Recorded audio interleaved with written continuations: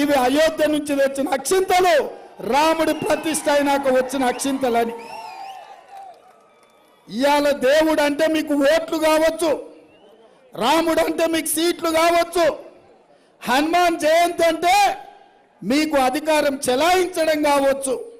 కానీ మేము అట్లా కాదు. రాముడు అంటే రాముడే, రాముడికి నమ్మిన బంటులాగా హనుమంతులాగా మేముంటాం. మేము నమ్ముతాం, మేము విశ్వసిస్తాం, మేము పూజిస్తాం. రాముడు దేవుడు గుడిలో ఉండాలి, భక్తి గుండెల్లో ఉండాలి.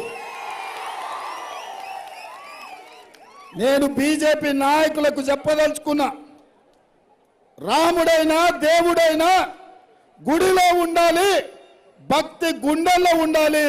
వాడే నిజమైన హిందువు, వాడే నిజంగా దేవుడిని నమ్మేవాడు. మీలాక ఓట్ల కోసం దేవుడిని అడ్డం పెట్టుకునేటోడు నిజమైన హిందువు కాదు.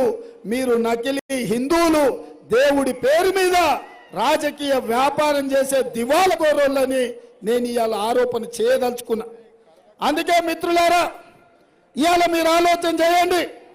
ఈ తెలంగాణ రాష్ట్రంలో ఒక పక్కన బీఆర్ఎస్ వాడు తెలంగాణ తల్లి సెంటిమెంట్ అంటాడు, ఇంకొక పక్కన బీజేపీ వాడు అయోధ్యలో రాముడి సెంటిమెంట్ అంటాడు.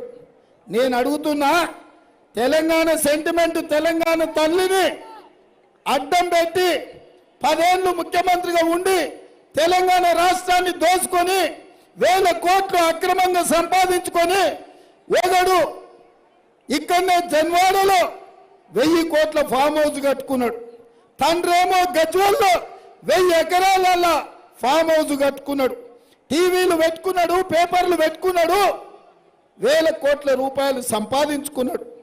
తెలంగాణ తల్లిని అడ్డం పెట్టుకొని దోసుకున్నాడు ఒకడైతే, రాముడిని అడ్డం పెట్టుకొని దేశాన్ని కొల్లగొట్టి అదాని అంబానీలకు లక్షల కోట్లు తాకట్టు పెట్టినోడు ఇంకొకడు. నేను అడుగుతున్నా, దళితులు గుర్తొచ్చిండ్రా మీకెన్నడన్నా? గిరిజనులు గుర్తొచ్చిండ్రా? నిరుద్యోగ యువకులను పట్టించుకున్నారా? ఉద్యోగ ఉపాధి అవకాశాలు కల్పించారా?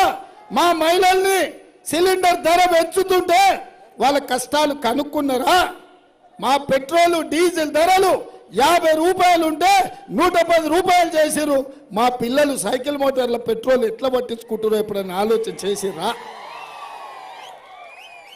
పీజీలు పిహెచ్డీలు చదువుకున్న పోరలు అశోక్ నగర్లను, దిల్సుఖ్ నగర్లను, అమీర్పేట్ చౌరస్తాల్లో నిరుద్యోగ యువకులుగా తిరుగుతుంటే వాళ్ళకి ఎప్పుడైనా ఉద్యోగ ఉపాధి అవకాశాలు కల్పించాలని ఆలోచన చేసిండ్రా?